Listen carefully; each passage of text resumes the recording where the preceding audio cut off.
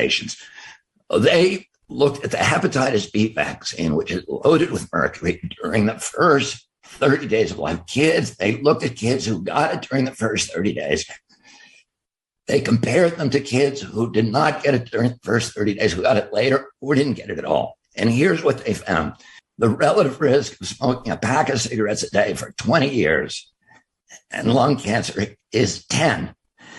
This was 11.35. They knew. Is that because of thimerosal? What was causing from thimerosal. This is what the story that got me involved, because they pushed the panic button and they had a secret meeting. They didn't want to do it on the CDC campus because they thought it would be susceptible to freedom of information requests.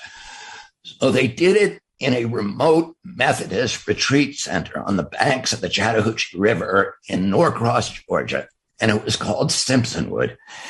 They had a 2-day meeting with 52 individuals, including all the major vaccine companies, regulatory agencies that administer vaccines, WHO, CDC, FDA, NIH, HHS, and the leaders, the leading academic vaccinators. So the people who basically conduct clinical trials and make hundreds of millions of dollars for medical schools around this country. And the first day, and somebody, Megan, recorded that meeting. We don't know why. We don't know if they knew they were being recorded, but I got a hold of the transcripts in 2005, and it is horrific. It's a nightmare. Any of your listeners can go to our website, see Zero Children's Health Events, and read those transcripts and make up your own mind about what happened.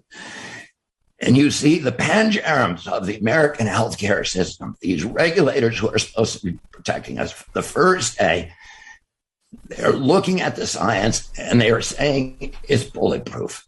We are causing autism. You've made this claim before about this horrific conference in which they confessed, it's causing autism. We got to bury the data. You wrote about it in a January 2011 article that was in Rolling Stone and Salon. It's since been withdrawn by Salon altogether. Rolling Stone had to offer a bunch of corrections. It removed it from its website as well.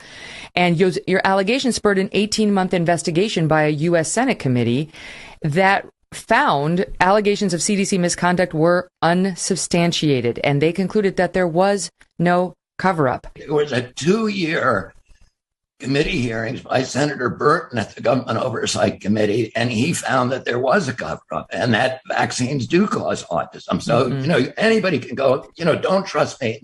Listen, anything I say about the science, you shouldn't trust me. You should go do your own research. And I'll tell you, the research that I'm relying on, and you can go make up your own mind. Mm-hmm. You also should not trust CDC, NIH, the American Association of Pediatrics, or Academy of Pediatrics, which gets 80% of its money from the pharmaceutical industry. FDA gets 45% of its budget from the pharmaceutical industry. CDC spends $4.9 billion of its $12 billion budget. I get it. I'm not going to argue with you that those organizations are bought and paid for. We've seen that. But I got to ask. Let me ask you. Let me ask you, because the parents inside those organizations vaccinate their children. The parents who work for Pfizer stick the needle in their kids' arms. Like, are they willingly hurting their children? Like, why would they all be giving the MMR and the vaccines that had thimerosal in it? You're alleging sort of a vast government conspiracy to force these vaccines on us from these health quote unquote officials who knew it was unsafe, but yet they gave it to their own kids. They can go look at the movie Dope Sick, and you'll answer I watched it. You'll answer your own question. The doctors in that movie. That's different. They weren't sticking their kids with they were opioids. giving their patients and their children opioids because they believed what FDA told